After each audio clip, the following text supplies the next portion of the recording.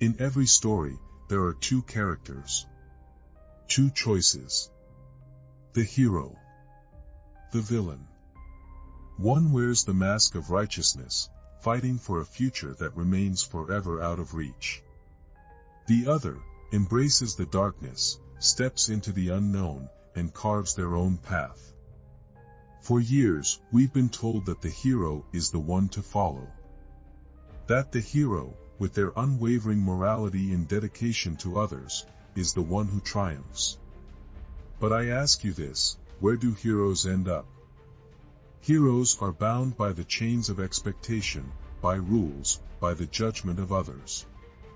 Heroes are tethered to a world that will never be enough for their ideals, a world that will chew them up and spit them out. I stand before you and say, I am the villain. And I've embraced it. Because I've learned that the villain, the one society fears and condemns, is the only one who truly wins. The truth is simple. Heroes may win battles, but they lose the war. I, the villain, have already claimed victory. We live in a world where the hero is worshipped. But what is the hero? Is the hero someone who rises above, who conquers evil with righteousness, who sacrifices everything for others? Perhaps. But let me ask you, what happens when the hero sacrifices too much? When the hero bends to the will of others and loses their own identity? Heroes are defined by their sacrifices, by their suffering. And yet, in every story, the hero's sacrifices are never enough. The hero always faces failure in the end. The hero will always find themselves at a crossroads where they must choose between what is right and what they want. The hero fights for justice, for a world that is broken beyond repair. The hero believes in the goodness of people. But what if the goodness is a lie? What if the world cannot be saved, no matter how hard the hero tries? The hero struggles with the system, trying to do what's right, but the system is rigged. The rules of the game were never designed for true change, they were designed to keep the status quo. The hero's greatest flaw is this: they care too much about others' expectations. The hero lives for the approval of the world, constantly seeking validation for their actions. And because of this, the hero is forever shackled. When the hero fights for justice, they're often fighting against the very system that has shaped them. The people they're trying to save never truly appreciate them. They don't see the sacrifices made, the hours spent fighting for a better world. The hero stands alone in the end, broken and forgotten. They may have defeated a villain or saved a city, but what does it matter when the world remains unchanged? The hero has given everything, and for what? In the end, the hero's greatest enemy is the world itself. The hero never wins. The world swallows them whole. And then, there's the villain.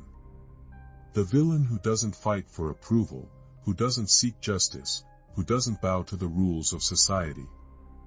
The villain who isn't afraid to take what they want, regardless of the cost. The villain understands one fundamental truth: the world will never give you anything unless you take it.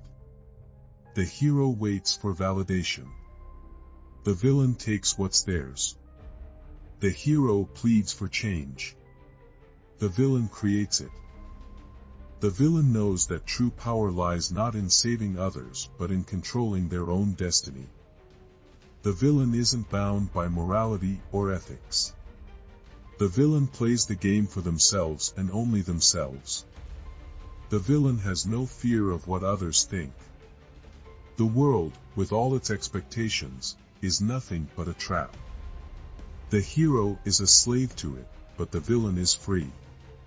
The villain is the one who breaks the chains of conformity and embraces what society would label as evil, because the villain understands the true cost of success.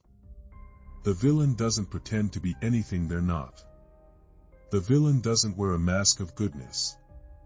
The villain wears the face of ambition. The villain is driven by a desire for power, wealth, and freedom. They understand that in this world, power is not given, it is taken. And to take it, you must not hesitate. The villain does not fear failure. They do not fear what others think. The villain understands that every action has consequences, but those consequences are simply the price of greatness. The villain is the master of their own fate. The hero's greatest strength is their ability to sacrifice for others. The villain's greatest strength is their ability to sacrifice for themselves. You've seen it before. The hero may win battles, but they lose the war. The weight of responsibility becomes too much to bear. The hero grows tired of the endless struggle. The world does not appreciate their sacrifices, and those they try to protect often turn their back on them. The hero begins to question everything. Why am I fighting for people who don't care? Why am I struggling against a system that will never change? And in the end, the hero realizes the cold truth: they never had a chance. The hero fights for a world that cannot be saved. The hero's idealism, their unyielding belief in a better future, only leads them to despair. The hero grows disillusioned. They lose their hope. The world that once inspired them to fight now breaks them. The villain watches from the shadows. The villain knows that the hero will fail because the hero is fighting for something that cannot be obtained. The villain does not hope for a better world, they create their own world, where they are the ones who decide the rules. And as the hero falls, the villain rises. The villain has no illusions. The villain understands the game. And the villain plays it better than anyone. The villain's victory is not one of conquest, it is one of control. The villain reshapes the world in their image. The villain does not beg for change, they make it happen. The villain does not dream of a better future, they create it. While the hero is busy saving people who don't want to be saved, the villain is busy building their own empire. The villain takes control of their own destiny, rewriting the rules of the game and shaping the world around them. The villain does not ask for permission. The villain does not seek approval.